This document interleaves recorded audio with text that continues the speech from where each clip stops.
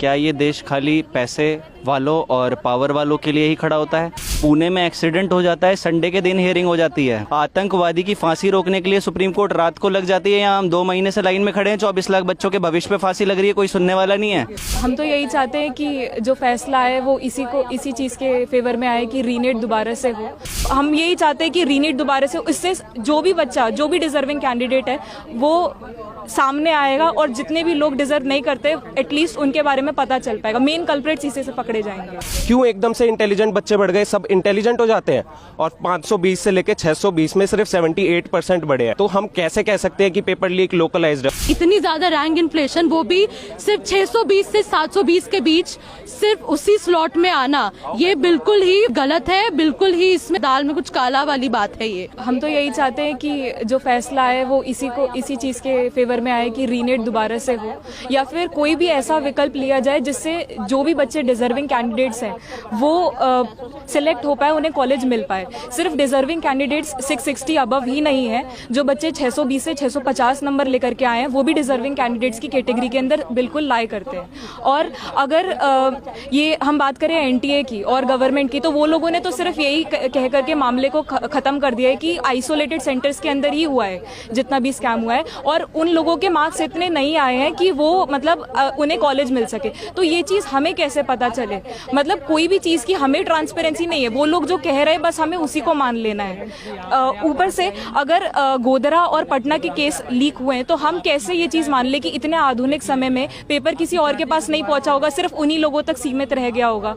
जब 2015 में 44 बच्चों की वजह से पेपर दोबारा करवाया गया था, तो अब क्यों नहीं हो सकता है जब इतना मास लीक हुआ है? सिर्फ इस वजह से कि रिजल्ट आ गया है, मतलब 2 बार एग्जाम ले लिया गया। वो तो इन लोगों का तरीका है कि वो ये चाहते हैं कि एग्जाम दोबारा से लार्ज स्केल पे ना हो, क्योंकि बहुत लोगों ने 30 लाख 40 लाख रुपए देकर के सीट्स खरीद ली हैं, तो अब वो लोग दोबारा से नहीं चाहेंगे एग्जाम हुए।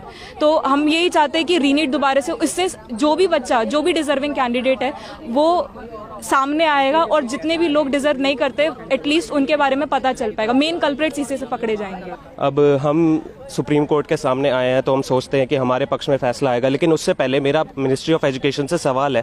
जैसे आप बोल रहे हो कि पेपर लीक लोकलाइज्ड है, अब एकदम से जैसे आप देखो 2021 से 22 में 665 से 720 लाने वाले बच्चे 11% बढ़ते हैं, 22 से 23 में बढ़ते हैं 21%, और इस साल बढ़े हैं 400%। क्यों एकदम से इंटेलिजेंट बच्चे बढ़ गए? सब इंटेलिजेंट हो जाते हैं और 520 से लेके 620 में सिर्फ 78% बढ़े हैं। तो हम कैसे कह सकते हैं कि पेपर लीक लोकलाइज्ड है? और फिर आप एक वर्ड यूज करते हो एलिजिड। जब सारे प्रूव्स हैं, फॉरेंसिक रिपोर्ट्स हैं, तो आप कैसे कह सकते हो कि अभी तक ये पूरी तरह से प्रूव नहीं हुआ है? पेपर लीक प्रूवन है। और अगर आप देखो, जैसे आप कोई और ऑल्टरनेटिव लेते हो, पार्शियल रीनीट करवाते हो आप, तो वो बच्चे कैसे आएंगे सामने जिनके पास पेपर ऑलरेडी पहुंच गया था? और अगर आप रीवैल्यूएशन करवाते हो जिनके पास ऑलरेडी पेपर था, जिनके सेंटर पे टीचर्स ने OMR भरी है, वो उन बच्चों के तो ऑलरेडी कितनी भी बार पेपर चेक कर लो, उनके तो उतने ही मार्क्स आने वाले हैं ना। तो और कोई सोल्यूशन इसका नहीं है। रीनीट होना चाहिए, सबका होना चाहिए, दोबारा होना चाहिए, इसी से कल्प्रेट सामने आएंगे।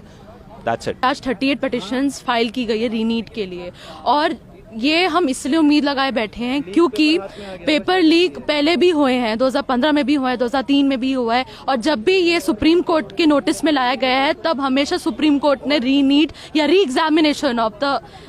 एग्जामिनेशन हमेशा उसको सपोर्ट किया है, हमेशा उसके लिए जजमेंट दिया है। और जो नो रीनीट वाले कहते हैं कि भाई हमने मेहनत नहीं की, ये नहीं किया, तो मेहनत सब ने की है। या जितने भी बच्चे आपको दिख रहे हैं, जितने भी बच्चे आपसे न्यूज़ बोल रहे हैं, उन्होंने सबने मेहनत की। 630 वाला, 620 वाला, उन सब ने मेहनत करी है, फिर भी उनको कॉलेज नहीं मिलता है इस रैंक इन्फ्लेशन के चलते। और ये जो बोलते हैं रिवैल्यूएशन, तो उन जिन्होंने बच्चों ने ऑलरेडी इतना अच्छा स्कोर किया हुआ है, उनकी आप फिर से OMR शीट उठा लेंगे, उनको तो फिर भी पूरे सर्कल्स मिलेंगे, पूरा उनकी मार्किंग पूरी सही रहेगी, तो उनके में तो कोई मतलब डिफरेंशिएट करने का कोई सार ही नहीं रह जाता है। तो इसलिए हम चाहते हैं कि इतनी ज्यादा रैंक इन्फ्लेशन, वो भी सिर्फ 620 से 720 के बीच, सिर्फ उसी स्लॉट में आना, ये बिल्कुल ही गलत है। बिल्कुल ही इसमें दाल दाल में कुछ काला वाली बात है ये, इसलिए हम चाहते हैं कि रीनीट हो और हमें उम्मीद है कि अगर आज नहीं तो अगली हियरिंग में जरूर हमारे हित में फैसला आएगा। मेरी बच्ची ने 642 स्कोर किया है और आज वो इस कंडीशन में है कि उसको एक भी रिस्पेक्टेबल गवर्नमेंट कॉलेज में सीट अच्छी नहीं मिल रही। इसका कारण सिर्फ और सिर्फ जो बीच में धांधलेबाजी करके आए हुए बच्चे हैं।